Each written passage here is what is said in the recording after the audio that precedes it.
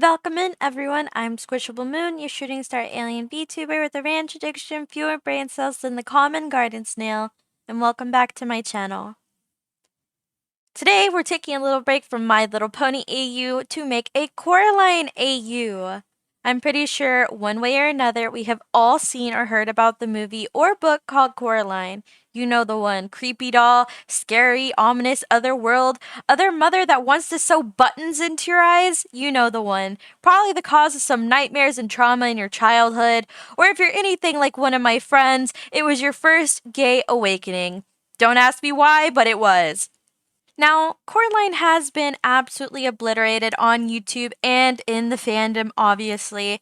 Everything about the movie and the book have been torn to shreds, uncovered, dug up. There's nothing new for me really to give to this series. So, what exactly could I do to make it fresh and renew the concept just a little? Instead of making a whole video about why I love Coraline, I'm going to instead take the concept of Coraline and add some of my own lore and ideas mixed in instead of it being a movie, being kind of like a short series. I really think Coraline could have been longer. All of the lore was really packed into the movie, and don't get me wrong, I love the movie Coraline. I'm still listening to the audiobook as we speak while making this video to see the differences between the movie and, of course, the book. They could, of course, done more with the movie, but also with the movie being claymation, I know it probably would have taken a lot more time than good. It would have been a super hard ordeal to make it into a short series, but I think it would have taken Coraline to the next level if it were a show instead of a movie. Setting wise, I do love how the movie starts off with Coraline starting off in her new home. We get to see parts of the new house, we get to see what Coraline is all about, their personality and all that, and I really like that in a movie. I love movies that start off with a new character arriving at a new place. However, in the beginning, one thing that I am going to change is Coraline is going to have long hair, looks wise. Everything is going to be the same, but she's going to start off with long hair. So, in the movie and the book, Coraline is about 11 years old, which, if you know anything about Coraline, that makes sense to the story. But me as an artist, I cannot draw children to save my life. I cannot draw anyone younger than like 16. I just suck at drawing children. I should probably practice it more, but I'm lazy. So keep that in mind when watching the speed paint in the background. If you're drawing while watching this, make sure to tag me and let me know what you're drawing. But she is going to look older in my art. That is just how my art looks. She's going to look about 13 to 16, maybe older. Just know, wasn't intentional. So in my AU for Coraline, I'm going to make her older. She's going to be about 15, so it makes sense with the art I'm making. Personality wise, I really wanted to mix Coraline's personality from the book and the movie together because I feel like their personalities varied very heavily between the two. In the movie, Coraline is very spunky and spicy and has a very outgoing personality. However, in the movie, I feel like she was a little bit, how do I put this? Brat. She was a brat in the movie. And in the book, I feel like she was a little bit more mild mannered. I feel like she probably would have listened to her parents more. I haven't finished the book, mind you, but I feel like she's still adventurous. So in my version, my AU of Coraline, I think Coraline would be a mix of the two. I feel like she would be very much wanting her parents' attention, her affection, but she wouldn't be able to get it because they were so busy with work. Being an only child makes sense as to why she would want her parents' attention so much because she doesn't have any siblings to play with. Not only this, because Coraline is moving to a completely new area, of course she might be acting out a little bit after leaving everything she'd ever known behind to live in some crazy house in the middle of who knows where. So in my version of Coraline, she's a very mild mannered girl, though she can be very spunky and outgoing when she wants to be. She listens to her parents and she's not one to complain, but she is always bored because she has nothing to do. Especially with kids having a hard time focusing on anything for long periods of time, it's no wonder Coraline was bored all of the time in the movie. Basically, all of the events from the movie are going to be the same All I am doing is adding a little bit more content to the aspect of the portals and the other world. And yeah, let's get into the portals, why don't we? So, on to the portal aspect of the little door that is found in the other room in Coraline. So, like the movie and the book, there is in fact a little door that Coraline can go through to the other world that has the beldam or the other mother in it. However, the difference in my AU is there are more than just the one door.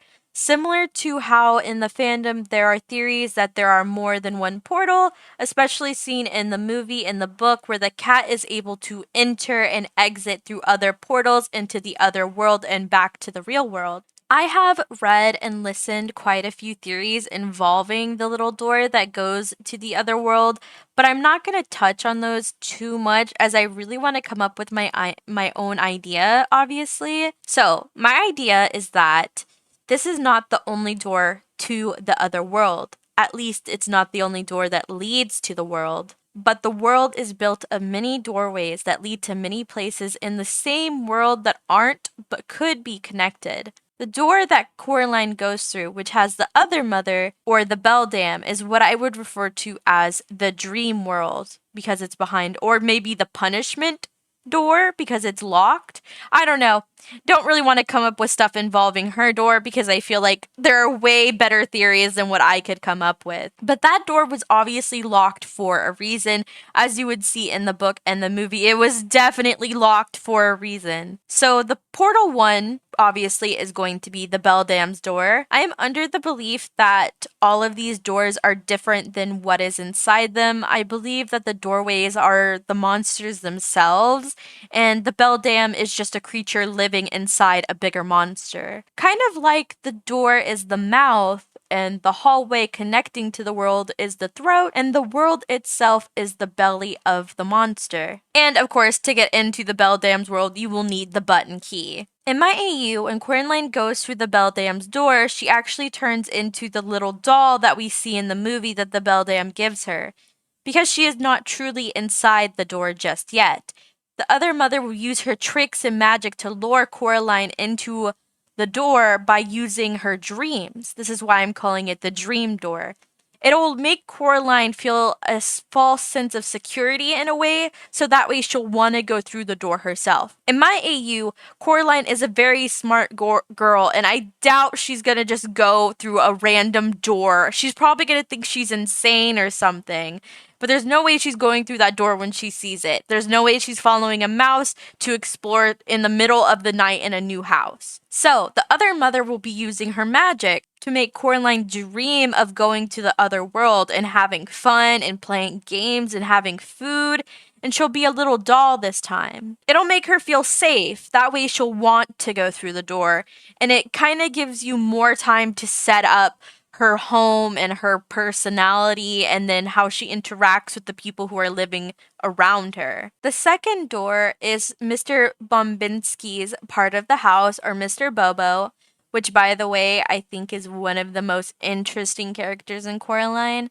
I very much loved their appearance in the movie so freaking much. I think they're very interesting and erratic and crazy, and I definitely love those types of characters, kind of like Rick from Rick and Morty, absolutely insane. But I feel like Mr. Bobo is definitely a lot more innocent than Rick from Rick and Morty. So, Mr. Bobo's door is hidden beneath the circus they're making in their house in the floorboards.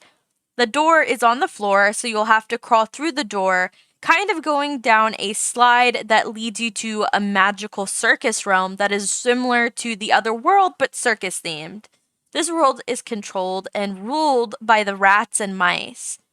And just like the Coraline door, this door will be locked. It will need a key to be opened, and you can find it probably somewhere in the house or in the garden. I got this idea, not gonna lie, from a show called Lock and Key. It's a show where a bunch of kids move into an old house and there are keys they can find to open doors that give them powers or allow them to do things they otherwise shouldn't be able to do realistically. So to open this door, you will have to find a mice key, which has a small mouse, face on the top with like little whiskers to open the door. This world is not dangerous to Coraline in any shape or any instance. This is a totally safe world. It is mainly just about mice and rats having fun and singing their songs. However, this world could come off as really ominous and creepy because the mice and the rats do not give straight answers. They are not blunt. Every answer they give is going to be a riddle or a song that you will have to decipher on your own. However, a good thing about the rats and the mice is they will never tell you a lie. Everything that they say is 100% the truth. It is up to you to figure out what they mean. The third door is found in the lower part of the house, occupied by Miss Spink and Miss Forcible, which, by the way, they were thick as heck in the movie. Why did they make them so dumpy thick? Okay, Squishy, stop talking about their thickness. I'm sorry. They were so, when I was a child, I thought they were so hot. It was my gay awakening. Coraline was such a good movie, and I loved Mrs. Spink and Miss Forcible so much. Okay, back to the door. Their door, I had a hard time choosing. I either wanted it to be behind a large mirror or behind one of those doors you would see in like a dressing room. I ended up going with a mirror, and it leads them to a world of mirrors and illusions.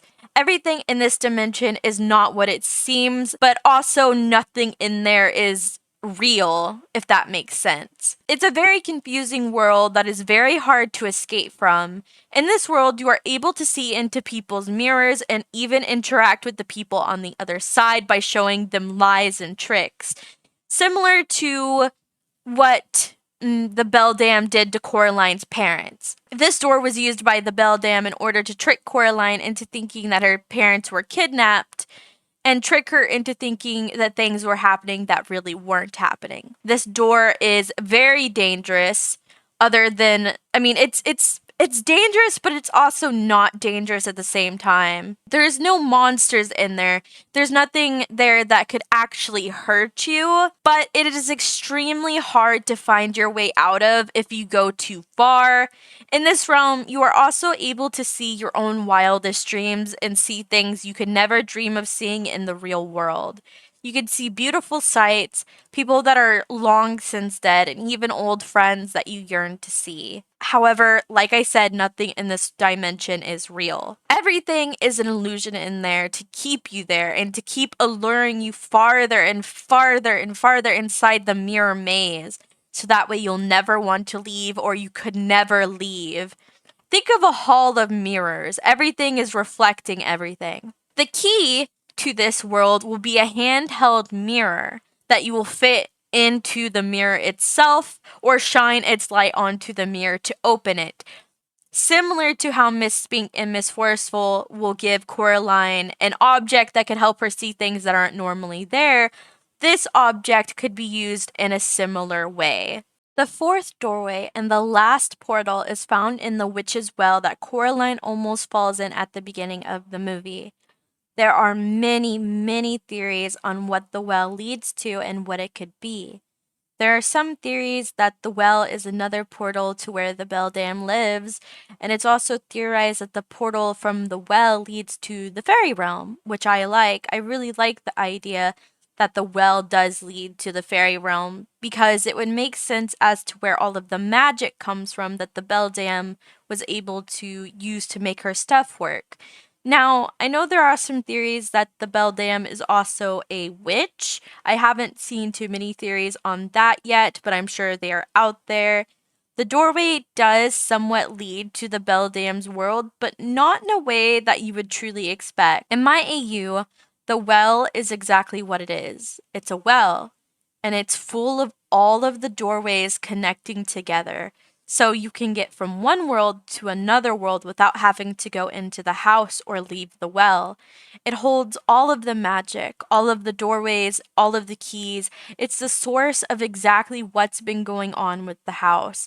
And I also think that it's what would make more sense if it was to the fairy realm and held all of the magic and was a portal to every world itself. And also would make sense so the Beldam could use the well for herself. This also kind of goes into what I have to say about the house. Obviously, the setting of the house is practically the same. They live in the Pink Palace that is owned by Mrs. Lovett, who is YB's grandmother. So in my AU, the house is actually from the 1600s, around the time that witch trials were going on. Now, bear with me. This house is very old and a historic house. That is the reason why it wasn't sold for so long. Of course, not just because of YB's grandmother, but because it was a historical landmark and they believed that it was evil and should be preserved. Originally, there were more houses in the town that were a lot closer by, but because of a lot of the houses being burned down during the witch hunts, they lost a lot of houses in town. The Beldam, which is called the Other Mother, was around when these trials were happening, and all of the women were being murdered and massacred for being witches.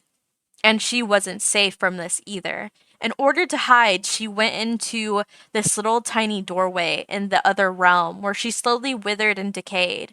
The door was eventually bricked off and sealed shut, where she was not able to escape and was made to fester and live there for the rest of her life. It is theorized that the Other Mother, also known as the Beldam, may also have children, a son to be specific. Now, I'm not too sure what would happen to her family, but she sure again never saw them after that day. The only thing that ever brought her comfort was sewing dolls that looked exactly like her family. The other world, it was also completely empty when she entered it. Like I said, the door is the mouth and the hallway is the throat. It's its own monster, and there was nothing in there. There was nothing in there to create anything. It was empty. So it isn't the Beldam who holds all of the power. She's basically just a parasite living in the other world, using it to her advantage. And in order to stay alive, she would have to steal children from all of the people who burned the witches, stealing their children in the middle of the night and using their love to feed herself. So that way she'd live longer. And of course, she'd be stealing all of the children from the people who were wrongly persecuting all of these women. I like to think maybe in the beginning the Beldam wasn't evil. I think it could be interesting to see her go from good to evil after being in the other world for so long. But yeah, that's basically what I have. We have a couple doors. We have 4. We have the Beldam's door. We have the mirror door. We have the carnival door. And then we have the well, which is the portal connecting everything together. I think my favorite idea from this was the idea of Coraline turning into a little doll when she's in the other world. I think it's a really interesting concept. I was kind of inspired by going for a game feel if Coraline could turn into a little doll. I really think they should make Coraline into a game. That would be so freaking fun and scary. I also really like the concept of there being a lot more doors that could feed into the Beldam and all of the power she was able to use to lure children into her web. I feel like it's hinted in the books and the movie that there are, of course, more worlds, but it's not really confirmed or not. All we know is that the portals didn't fully close because the cat could enter them. Originally, I was gonna make a portal in the garden, but I didn't want to make too many. I felt like that would be way too many portals and just kept it at the 4 portals plus the main portal entrance. I also feel like it would be cool if there was a object that could make you go from the present to the past, so you could see what the Pink Palace was like when the Beldam lived in it, to uncover maybe some more backstory on why everything happened. But let me know what you guys think in the comments. Do you think the Beldam was originally evil, or did you think she became evil? With that being said, I'm SquishableMoon, and I hope all your dreams come true. Bye bye!